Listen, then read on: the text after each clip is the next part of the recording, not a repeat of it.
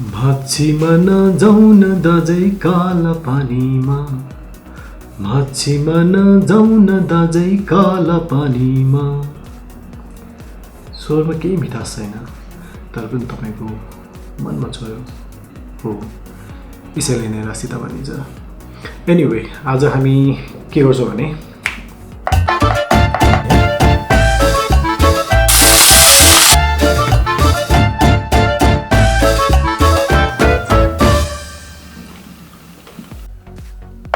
अब हामी के गर्छौँ भने मैले चाहिँ ओलिभ ओइल युज गरिरहेको छु। यदि तपाईँसँग ओलिभ ओइल छैन भने के गर्नुहोस् भने गार्लिक लसुनलाई हल्का तेलमा फ्राई गर्नु, ब्राउन हुने गरी, अनि त्यही तेल युज गर्नु। त्यसले पनि एकदम मिठो टेस्ट दिन्छ। हालिसकेपछि यसमा हामी हल्का थोरै गार्लिक हाल्छौँ, देन धनिया, हल्का हामीले जुन प्याज काटेर हाल्यो प्याज, अनि यसमा एसिडको लागि चाहिँ हामी कालो तेल हाल्छौँ।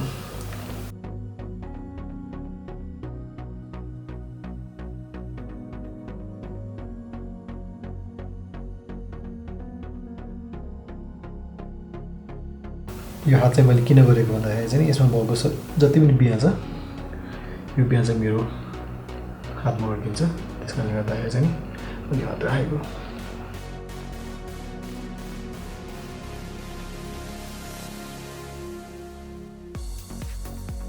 ब्ल्याक पेपर अनि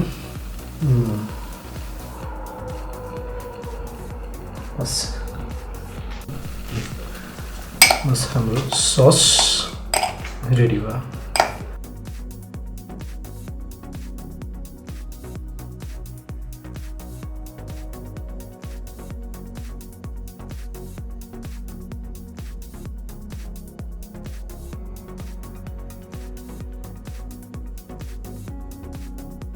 कति सजिलो, मात्र नुन अनि मरिच।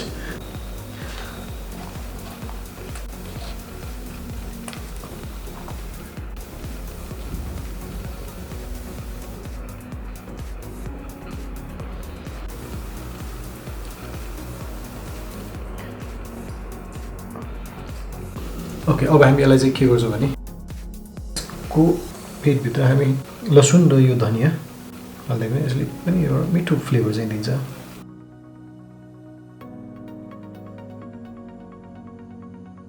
अब हामी यसलाई चाहिँ प्यानमा हल्का तेल राखेर ग्रिल गर्छौँ।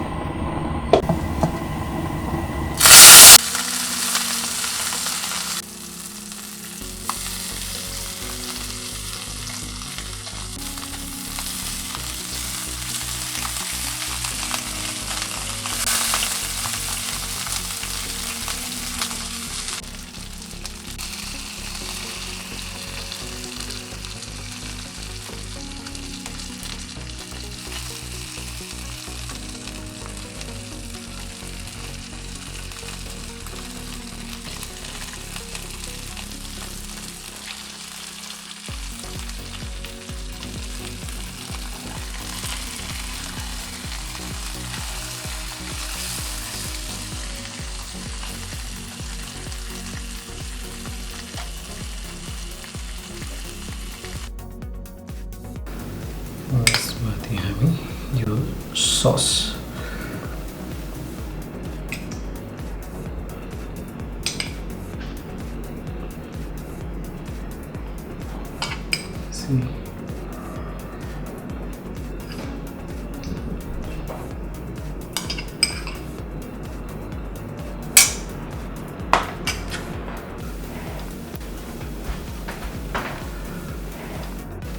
डान्टारान फिस रेडी भयो। अनि यसको सबैभन्दा बेस्ट पार्ट मलाई चाहिँ नि यसमा पनि माछाको टाउको, किनभने माछाको टाउको खायो भने मान्छे एकदम बाठो हुन्छ अरे, र म धेरै बाठो छु किनभने म माछाको टाउको मैले खाइरहन्छु, मेरो फेभरेटमा पर्छ यो पनि। एनिवे अब यसलाई टेस्ट गरौँ। हेर्दा एकदम डिलिसियस छ अभियसली खाँदाखेरि पनि हुन्छ नि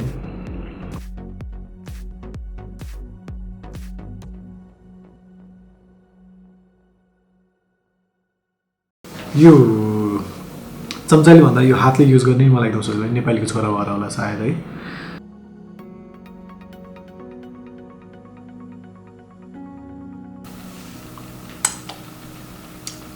वाउ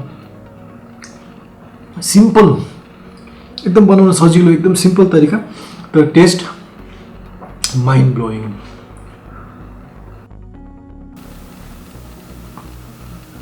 अलिकति ध्यान चाहिँ यसमा के गर्नुपर्छ भने काँडा चाहिँ अलिक चेक गर्नुपर्छ अदरवाइज पर्फेक्ट एकदम मिठो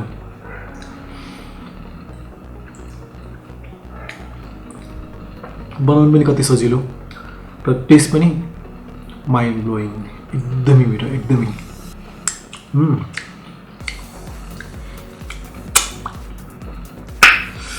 वाउ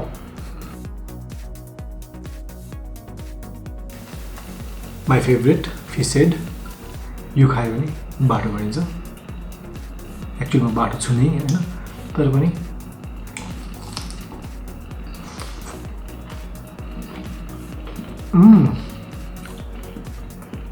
वाउ एकदम मिठो